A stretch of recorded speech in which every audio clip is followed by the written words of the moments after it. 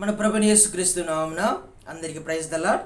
నేడు హెబ్రోని క్యాలెండర్ వాగ్దానము యెషయా గ్రంథము 49వ అధ్యాయము 13వ వచనము. శ్రమ నొందిన తన జనుల యందు జాలిపడి యెహోవా తన జనులను ఓదార్చి ఉన్నాడు.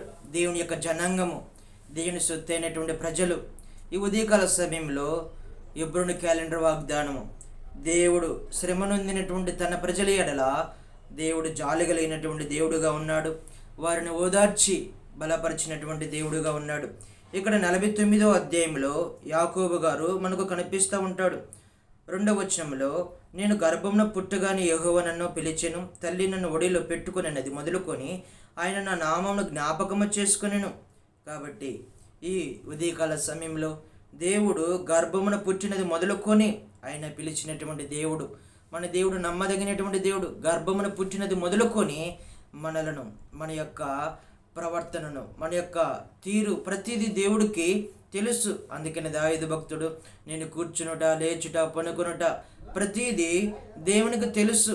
ప్రతిదీ దేవునికి తెలుసు. కాబట్టి ఇక్కడ గర్భమున పుట్టినది మొదలుకొని ఆయన నన్ను పిలిచెను, తల్లి నన్ను ఒడిలో పెట్టుకున్నది మొదలుకొని ఆయన నా నామము జ్ఞాపకము చేసుకొనెను అని మనకు ఇక్కడ సెలవిస్తున్నటువంటి మాటలు. తర్వాత ఇక్కడ మనం చూస్తే 15వ వచనంలో యెషయా గ్రంథము 49వ అధ్యాయం 15వ వచనము, స్త్రీ తన గర్భమున పుచ్చిన బిడ్డను కరుణింపగా తన చంటి బిడ్డను మరుచున వారైనా మరుచుదురు గాని నేను నిన్ను మరవను.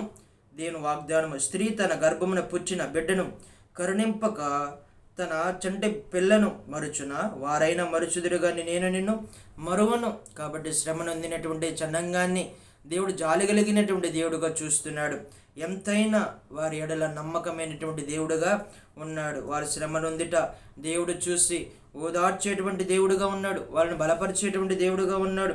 చూడుము, నా అరచేతుల మీదనే నేను నిన్ను చెక్కి ఉన్నాను, నీ ప్రాకారముల నిత్యము నా ఎదుట ఉన్నావి. కాబట్టి ఆయన చేతుల మీద మనము చెక్కబడినటువంటి వారముగా ఉన్నాము. స్త్రీ గర్భంలో ఉన్నప్పుడే మన స్థితి ఏమిటో దేవునికి తెలుసు. పేరు పెట్టి నేను పిలిచి ఉన్నాను, యాకోబు నీవు నా సొత్తు అని అంటాడు. మనకు 1 కొరింథీ రాసిన పత్రిక 6వ అధ్యాయంలో కూడా, మీరు మీ సొత్తు కాదు, నా సొత్తు, విలువ పెట్టినట్టు కొనబడినటువంటి జనాంగము మీరు. అందుకనే చీకటిలో నుంచి ఆశ్చర్యకమైన వెలుగులోనికి మనలను పిలిచినటువంటి దేవుడుగా ఉన్నాడు. కాబట్టి ఇక్కడ దేవుడు కరుణించేటువంటి దేవుడుగా, జాలి కలిగినటువంటి దేవుడుగా, ప్రేమ కలిగినటువంటి దేవుడుగా మన ఎడల ఎంతగానో చూస్తున్నాడు. ఇజ్రాయేలు జనాంగము ఎంతో శ్రమ కలిగినటువంటిదిగా ఉన్నది. ఎంతో వారి యొక్క కష్టములు, దుఃఖము, నిట్టూర్పు. అందుకని నిర్గమకాండము మనం 3వ అధ్యాయంలో చూస్తే వాళ్ళని చూసి ఎంతో కలత చెందుతూ వచ్చినాడు దేవుడు. వారిని జ్ఞాపకము చేసుకున్నాడు, వారిని మర్చిపోలేదు. ఇక్కడ కూడా ఇజ్రాయేలును మర్చిపోలేదు దేవుడు. వారిని మరిచినైనా తల్లి అయినా మర్చిపోవచ్చు, తండ్రి అయినా మర్చిపోవచ్చు, ప్రతి ఒక్కరు మర్చిపోవచ్చు, నాకు ఎవరు లేరని నువ్వు అనుకోవచ్చు. కానీ దేవుడు ఉన్నాడు, మన దేవుడు ఉన్నాడు.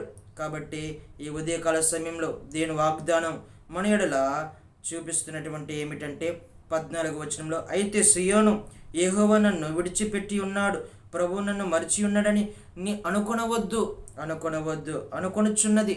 చూడండి, నువ్వు అలాగ అనుకోవద్దు. ఎవరైనా సరే ఈ ఉదయకాల సమయంలో వాక్యం ఉన్నటువంటి మనము, దేవుడు ఉన్నాడు, మన పక్షాన దేవుడు ఉన్నాడు. ఎవరైనా మరిచినా కానీ నేను నిన్ను మరవను. కాబట్టి ఈ దేవుడు గర్భంలో పుట్టినది మొదలుకొని పేరు ఎరిగినటువంటి దేవుడు మన దేవుడు. కాబట్టి ఏ శ్రమలు వచ్చినా, ఏ ఇబ్బందులు వచ్చినా ఆయన జాలి కలిగినటువంటి దేవుడు మన దేవుడు. జాలి కలిగి ఆయన ప్రేమ కలిగినటువంటి దేవుడు. కాబట్టి అరిచేతుల్లో చెక్కుకున్నటువంటి దేవుడుగా ఉండవచ్చు. ఈ కుటుంబంలో నేను ఎవరైనా మర్చిపోవచ్చు, భర్త మర్చిపోవచ్చు, భార్య మర్చిపోవచ్చు, పిల్లలు మర్చిపోవచ్చు, ప్రతి ఒక్కరు మర్చిపోవచ్చు, కానీ నిన్ను మరువను. నేను అరిచేతుల్లో చెక్కుకొని ఉన్నాను. కాబట్టి మీ మీద జాలి కలిగినటువంటి దేవుడుగా ఉన్నాను. మీకు శ్రమ నొందుట అలాగా చూసి నేను ఊరుకొనను.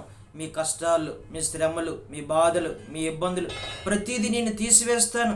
ఈ ఉదయకాల సమయంలో దేవుడు ఇచ్చినటువంటి వాగ్దానము చేత పట్టుకొని ఎవరు ఏమీ అనుకున్నా సరే, ఎవరు నేను నెట్టివేసినా సరే, ఎవరు లేరని నువ్వు అనుకున్నా సరే, కానీ ఈ ఉదయకాల సమయంలో గర్భంలో పుట్టినటువంటి మన యొక్క జీవితం దేవునికి తెలుసు. అరిచేతులు చెక్కుకునేటువంటి దేవుడు తెలుసు. ప్రతి ఒక్కరు మర్చిపోయినా నేను మిమ్మల్ని మర్చిపోను. నీకు శ్రమ వచ్చినా, బాధ వచ్చినా, రోగం వచ్చినా, ఇబ్బంది వచ్చినా, వ్యాధి బాధలు వచ్చినా, ఏది వచ్చినా సరే నేను మిమ్మల్ని మరిచిపోను. కాబట్టి ఉదయకాల సమయంలో వాగ్దానం జ్ఞాపకం చేసుకొని, వాగ్దానం చేత పట్టుకొని మన కుటుంబాలలో శాంతి ఆనందముతో ముందుకు కొనసాగల దేవుడు మనం దీవించి ఆశీర్వదించునుగాక. ప్రార్థన చేసుకుందాం. పరిశుద్ధుడా, ప్రేమగల తండ్రి, మీ పరిశుద్ధ నామమును బట్టి వందనాలు, స్తోత్రాలు చెల్లిస్తున్న ప్రభా. ఈ ఉదయకాల సమయంలో మాతో మాట్లాడినందుకు వందనాలు. మీ వాగ్దానాలు మా ఎడల సంపూర్ణంగా నెరవేర్చిన ప్రభా.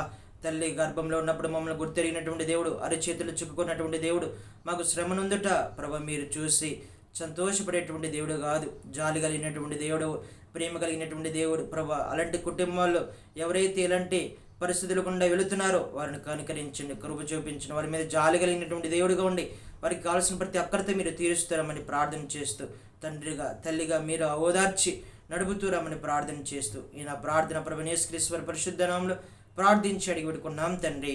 ఆమేన్. అందరికీ ప్రైజ్ ద లార్డ్.